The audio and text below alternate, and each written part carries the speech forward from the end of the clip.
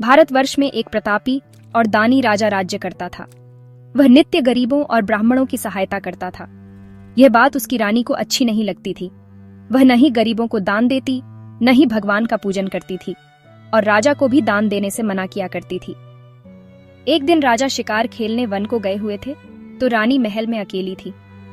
उसी समय बृहस्पति देव साधु वेश में राजा के महल में भिक्षा के लिए गए और भिक्षा मांगी। रानी ने भिक्षा देने से इनकार किया और कहा, हे साधु महाराज, मैं तो दान पुण्य से तंग आ गई हूं। मेरा पति सारा धन लुटाते रहते हैं।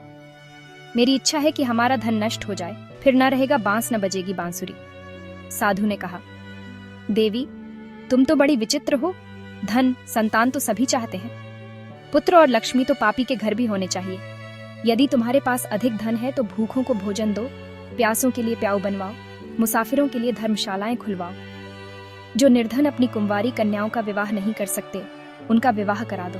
ऐसे और भी कई काम हैं जिनको करने से तुम्हारा यश इस लोक में और परलोक में भी फैलेगा। परंतु रानी इस उपदेश से खुश नहीं हुई। रानी कहने लगी, महाराज, आप मुझे कुछ ऐसा समझाएं जिससे ये समस्त धन नष्ट हो जाए। साधु ने उत्तर दिया, यदि तुम्हारी ऐसी ही इच्छा है तो तथास्तु। मैं तुम्हें जैसे बताता हूँ तुम वैसे ही करना। बृहस्पतिवार को घर लीपकर पीली पट्टी से अपना सिर धोना, स्नान करना, भट्टी चढ़ाकर कपड़े धोना, ऐसा करने से तुम्हारा समस्त धन नष्ट हो जाएगा। इतना कहकर वह साधु महाराज वहां से अंतर्ध्यान हो गए। जैसा वह साधु महाराज कहकर गए थे, रानी ने वैसा ही किया।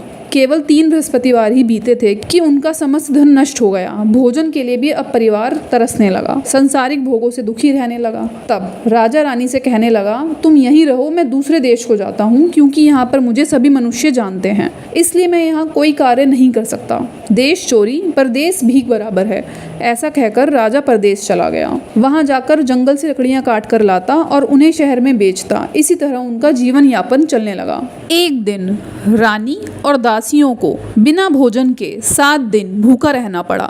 वह केवल पानी पीकर रहती। तब रानी ने अपनी दासी से कहा, यहाँ पास ही के नगर में मेरी बहन रहती है, तुम वहां जाओ और 5 सेर बेसन मांग कर ले आओ। रानी की बात सुनकर दासी रानी की बहन के घर गई। उस समय रानी की बहन बृहस्पतिवार की कथा कर रही थी। दासी ने अनेक बार कहा, मुझे आपकी रानी बहन ने भेजा है, परंतु उस समय रानी की बहन बृहस्पति देव की कथा सुन रही थी, इसीलिए वह ना बोली और ना ही दासी से कोई बात की। जब दासी को कोई उत्तर नहीं मिला तो वह दुखी मन हो अपनी रानी के पास लौट आई। तब रानी ने कहा, अच्छे बुरे का पता विपत्ति में ही लगता है। जब बुरा वक्त आता है तो कोई साथ नहीं देता, सब कुछ हमारे बुरे कर्मों का ही दोष है। जब कथा समाप्त हुई तब रानी की बहन अपनी बहन के घर गई और कहा, बहन, तुम्हारी दासी आई थी, कहो क्या बात है। तब रानी ने कहा, देखो बहन, हमारी स्थिति के बारे में तुमसे कुछ नहीं छिपा। हमारे घर में अन्न नहीं था, इसलिए मैंने अपनी दासी को 5 सेर बेसन मांगने के लिए भेजा था। तब रानी की बहन ने कहा, देखो, बृहस्पति देव बहुत दयालु हैं, आप अपने घर में ही देखिए, आपको जरूर अन्न मिल जाएगा। जब दासी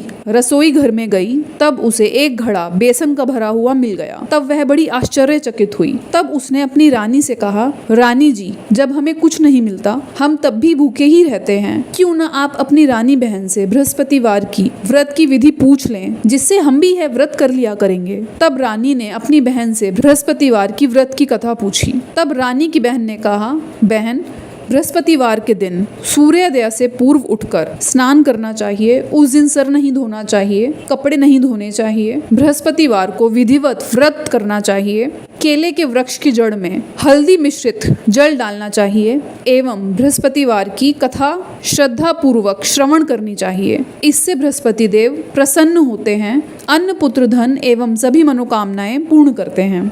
ऐसा सुनकर रानी और दासी दोनों ने निश्चय किया कि वह बृहस्पतिवार के दिन व्रत अवश्य ही करेंगी। जब बृहस्पतिवार आया तब दासी घुड़साल में जाकर गुड़ और चना बीन लाई।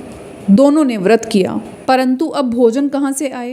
बृहस्पति देव व्रत के कारण प्रसन्न थे, इसीलिए एक व्यक्ति के रूप में 2 थालों में पीला सुंदर भोजन लेकर आए और दासी को देकर बोले, यह भोजन तुम्हारे और रानी के लिए है, तुम दोनों प्रेम पूर्वक करना। दासी ने अपनी रानी को आकर बताया, देखिए रानी, यह भोजन अभी एक व्यक्ति हम दोनों के लिए दे गया है। तब दासी और रानी दोनों ने बृहस्पति देव को प्रणाम कर प्रसन्नता पूर्वक भोजन किया, जिससे उनके सभी कष्ट दूर हो गए एवं राजमहल में धन समृद्धि दिन ब दिन बढ़ने लगी। अब एक दिन रानी सोचने लगी, न जाने राजा किस दशा में होंगे, उन्हें मैं ये खबर कैसे पहुंचाऊं, किस प्रकार मैं राजा की खोज खबर लूं। एक दिन राजा दुखी होकर जंगल में एक पेड़ के नीचे बैठ गया और अपने पुराने दिन याद करके व्याकुल होने लगा। उस दिन बृहस्पतिवार था। एकाएक उसने देखा कि निर्जन वन में एक साधु प्रकट हुए। वह साधु के भेष में बृहस्पति देव ही थे। लक्कड़हारे के सामने आकर बोले, हे लक्कड़हारे, तुम इस सुनसान जंगल में किस चिंता में बैठे हो, मुझे बताओ। लक्कड़हारे ने दोनों हाथ प्रणाम करके उत्तर दिया, महात्मा जी, आप तो सब कुछ जानने वाले हैं, आप बहुत दयालु हैं, मैं आपसे क्या कहूँ। यह कहते ही वह रोने लगा और साधु को अपनी आत्मकथा सुना दी। महात्मा जी ने कहा, तुम्हारी स्त्री ने बृहस्पति देव का निरादर किया था, जिसके कारण वह रुष्ट हो गए और तुम्हारी यह दशा हो गई। अब तुम चिंता मत करो, जैसा मैं तुम्हें बताता हूँ तुम वैसा ही करो, तुम्हारे सभी कष्ट दूर हो जाएंगे और भगवान तुम्हें पहले से भी अधिक संपत्ति देंगे। तुम सदैव बृहस्पतिवार के दिन पाठ किया करो, चने व मुनक्का मंगाकर उनका प्रसाद बनवाकर शुद्ध जल के लोटे में शक्कर मिलाकर अमृत तैयार करो। कथा के पश्चात अपने सारे परिवार व सुनने वाले सभी प्रेमियों को बांटो एवं स्वयं भी ग्रहण करो। ऐसा करने से भगवान तुम्हारी सभी मनोकामनाएं अवश्य ही पूर्ण करेंगे। साधु के ऐसे वचन सुनकर लक्कड़हारा बोला, हे प्रभु, मुझे लकड़ी बेचकर इतना पैसा भी नहीं बचता जिससे मैं भोजन के उपरांत कुछ बचा सकूं। मैंने रात्रि में अपनी रानी को व्याकुल देखा है, मेरे पास कोई ऐसा साधन नहीं है जिससे मैं उसकी खबर मंगा सकूं। साधु ने कहा, हे लक्कड़हारे, तुम किसी प्रकार की चिंता मत करो। बृहस्पतिवार के दिन तुम रोजाना की तरह लकड़ियां लेकर शहर में जाओ।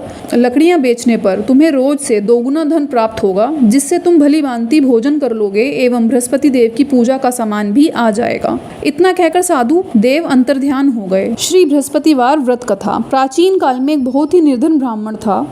उसके कोई संतान नहीं थी। उसकी स्त्री बहुत मलिनता के साथ रहती थी। वह न स्नान करती न किसी देवता का पूजन करती थी। इससे ब्राह्मण देवता बहुत दुखी रहते। अपनी पत्नी को बहुत समझाते परंतु कोई परिणाम नहीं निकलता। भगवान की कृपा से ब्राह्मण की स्त्री के कन्या रूपी रत्न पैदा हुआ। कन्या बड़ी होने पर प्रातः स्नान करके विष्णु भगवान का जाप एवं बृहस्पतिवार का व्रत करने लगी। अपने पूजन पाठ को समाप्त करके वह स्कूल जाती, साथ ही मुट्ठी भर जौ ले जाती, पाठशाला के मार्ग पर डालती जाती। जब वह वापस लौटती तब वह जौ के दाने स्वर्ण के रूप में बदले हुए मिलते। एक दिन वह सोने के दाने साफ कर रही थी। तब बालिका की माँ ने कहा, बेटी, सोने के दाने साफ करने के लिए सोने का सूप भी होना चाहिए। दूसरे दिन बृहस्पतिवार था। कन्या ने बृहस्पति देव का व्रत रखा था। कन्या ने बृहस्पति देव से प्रार्थना की, यदि मैंने आपकी पूजा सच्चे मन से की है तो आप मुझे सोने का सूप दे दीजिए। बृहस्पति देव ने उसकी प्रार्थना स्वीकार कर ली एवं रास्ते में उसे सोने का सूप पड़ा हुआ मिल गया। कन्या सोने का सूप घर ले आई। एक दिन वह सोने के सूप से सोने के दाने साफ कर रही थी। तब वहीं से एक राजकुमार जा रहा था। राजकुमार कन्या पर मोहित हो गया एवं अपने राजमहल जाकर अपने पिता से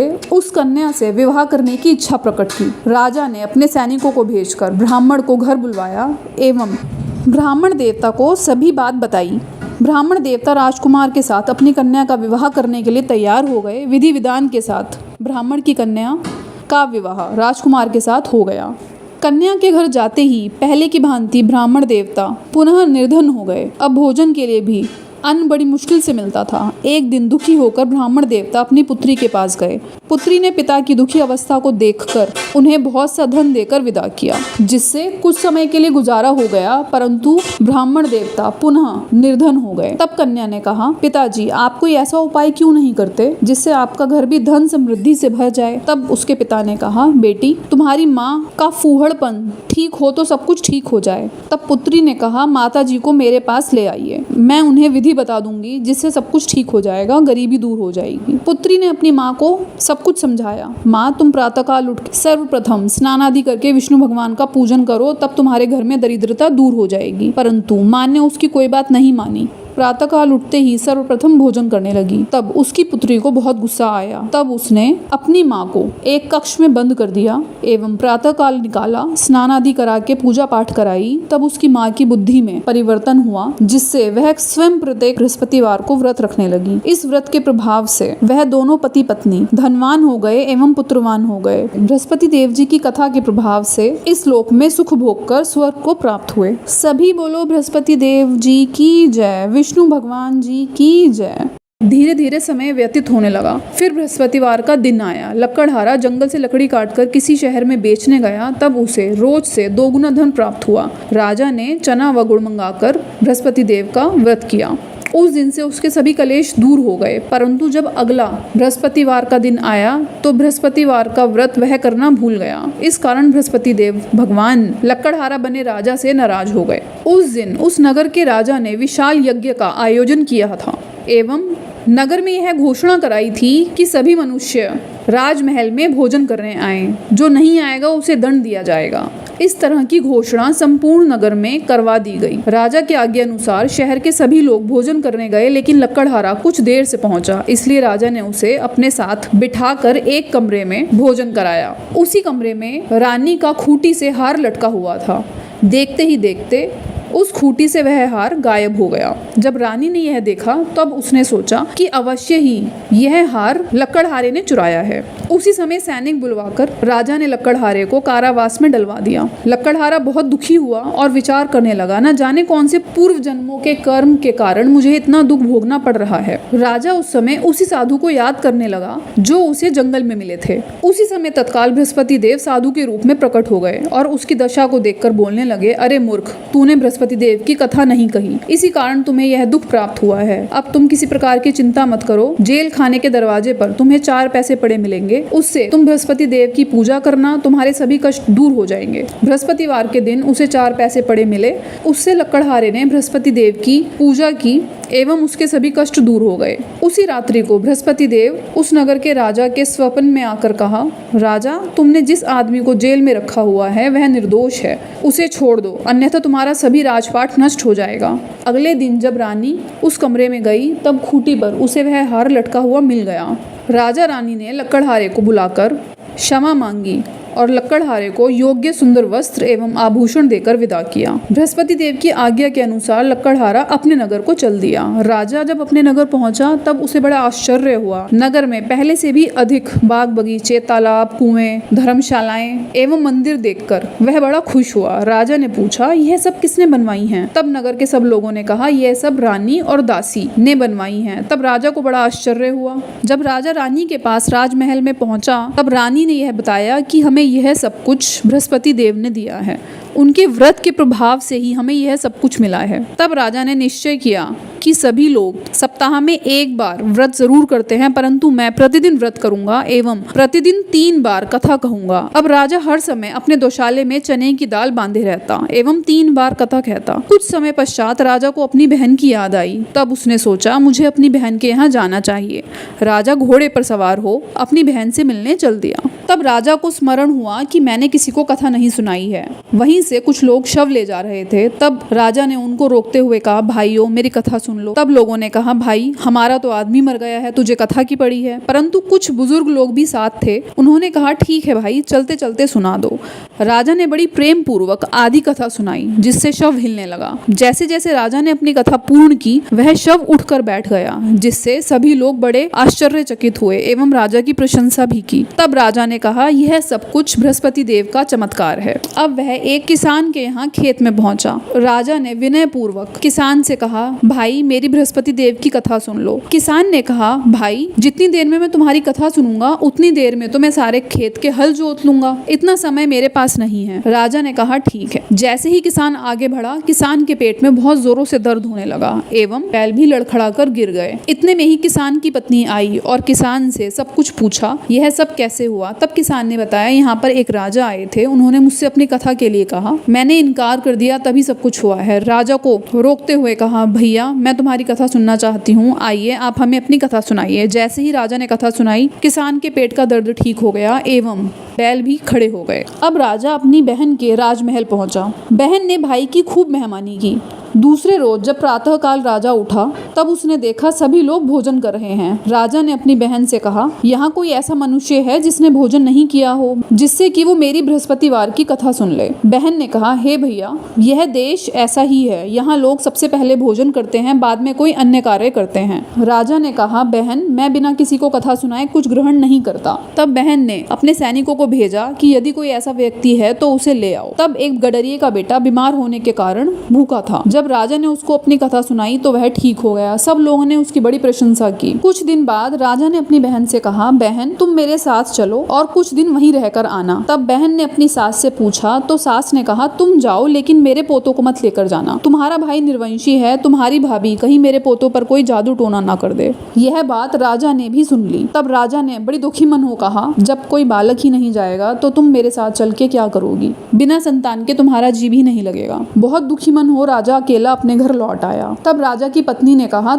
आप तो बहन को लिवाने गए थे, क्या हुआ? राजा ने कहा, रानी हम निर्वंशी हैं, निसंतान हैं, इसलिए हमारे यहाँ आना कोई पसंद नहीं करता। तब रानी ने राजा से कहा, आप दुखी मत होइए, जब हमें बृहस्पति देव ने सब कुछ ही दिया है तो वह संतान भी अवश्य ही दे देंगे। अगले दिन बृहस्पतिवार था। दोनों राजा रानी ने श्रद्धा पूर्वक बृहस्पति देव का व्रत किया। तब बृहस्पति देव ने राजा के स्वप्न में आकर कहा, हे राजा उठ, तेरी रानी गर्भवती है, तू अपनी सभी सोच त्याग दे। राजा की यह बात सुनकर रानी को बड़ी खुशी हुई। 10वें महीने में रानी ने एक सुंदर पुत्र को जन्म दिया। यह शुभ समाचार सुनकर राजा की बहन भी घर आई। राजा की बहन बोली, भाभी यदि यह सब कुछ ना होता तो अब आपके संतान कैसे होती? बृहस्पति देव ऐसे ही हैं, जिसकी जैसी मनोकामनाएं होती हैं वह सभी को पूर्ण करते हैं। जो सद्भावना से बृहस्पतिवार का व्रत करता है एवं कथा पढ़ता है, सुनता है, सुनाता है, बृहस्पति देव उसकी सभी मनोकामनाएं पूर्ण करते हैं। भगवान बृहस्पति देव उसकी सदैव रक्षा करते हैं। संसार में सद्भावना से भगवान जी का पूजन व्रत करके सच्चे हृदय से